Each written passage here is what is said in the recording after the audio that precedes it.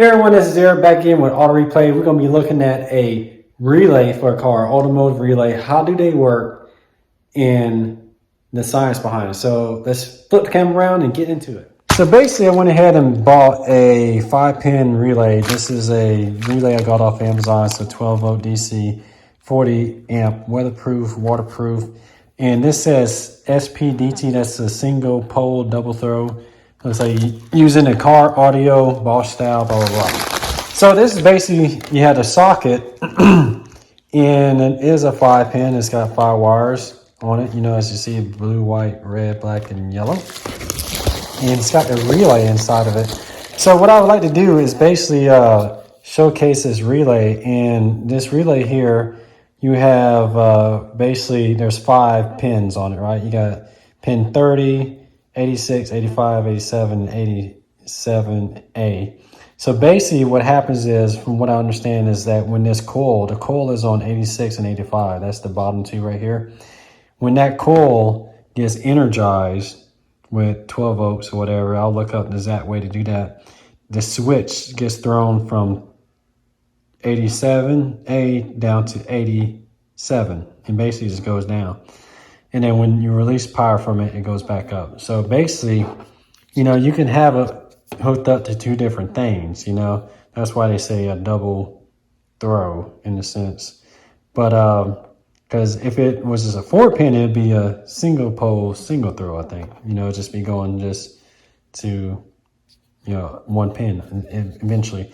So I'm going to pop this open, man, so we can look inside. And you can see that the numbers on the bottom. You got 87, you know, top, 87A in the middle, 86 on the left, 85 is on the right, and 30 is down below. So let's pop this open, man. I want to see what's inside of it. This one may be sealed all the way since it's waterproof. All right, I went ahead and popped open the actual top and basically just slid right off in a sense. So this is what it looks like inside of it, okay? You see the coil that gets energized, and basically the switch of it, you know, right now it's touching 87A, and what happens is it goes, if you look at this, it goes down to 87. That's all it does.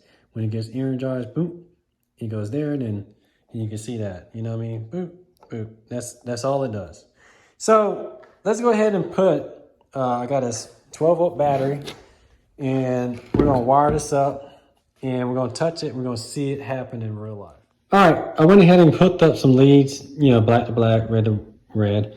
And basically, if you take a look, and I'm going to touch this so you can see it, you'll see it go from the right side to the left side.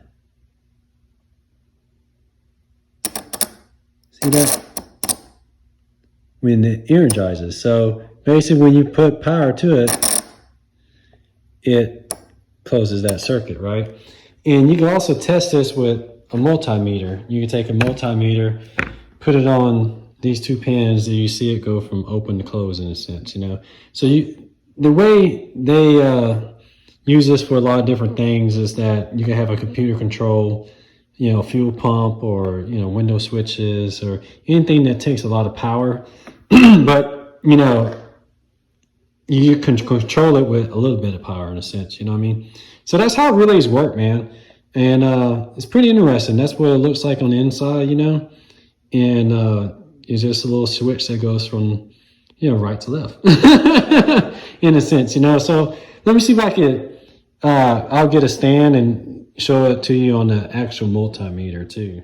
All right, so I went ahead and I got my multimeter, and basically whenever you take, you know, your black and white, and you have a set, this one's set on ohms, right? Set on ohms here. And you can see that. You can touch the 2 together and it shorts out. That means you got a complete circuit. So basically, if I were to take it onto the bottom of this, and we would go from, I believe it would be 30, if it'll fit in there, I'm gonna have to hold it. It would go from 30 to like 87 at the top, right? So right now we have an open circuit, okay? But when we go to touch this, I'm gonna close this up all the way. We got power on it.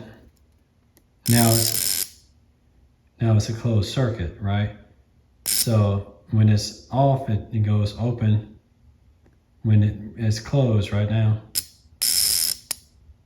So that way you know it's working. You know, in the way right now it goes back to 87 is closed when there's no power on there.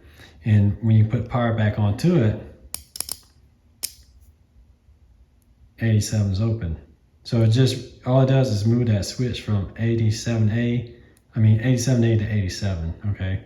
That's all it's doing. When it's no power, 87A is open. With power, 87 is closed. And that's how a relay works, man. Y'all can see that in a sense. You know, I'll remove power right there, boom. Now this is open, now this is closed. So that's how automotive relays work. Appreciate y'all checking out this video on automotive relays and how they work.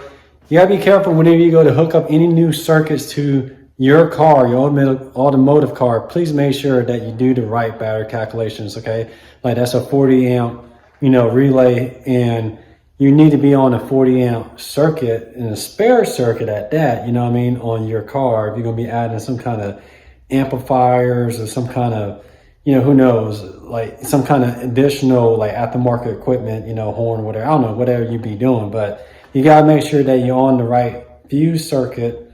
You know, I would potentially want to add it to something that doesn't have anything else on it. You know what I mean? You don't want to just keep adding stuff and then you're gonna blow the fuse. So you gotta be very cautious. We'll get into some stuff. Maybe I'll get a car, man, like an old 90s car or something like that, and we'll do some things how I used to do back in the day, man. But I appreciate y'all watching.